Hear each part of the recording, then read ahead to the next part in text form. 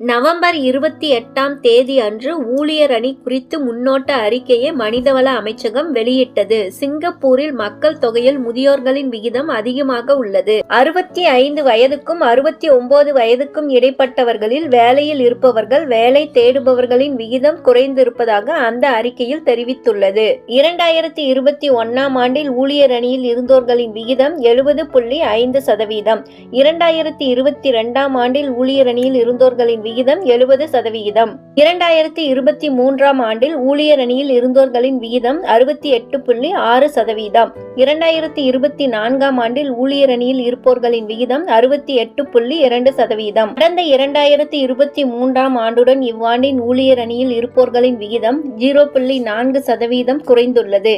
சிங்கப்பூரில் வேலையில் இருப்போர் விகிதம் தொடர்ந்து 3வது ஆண்டாக குறைந்துள்ளது. அதற்கு காரணம் மூப்படையும் மக்கள் தொகை என்று மனிதவள அமைச்சகம்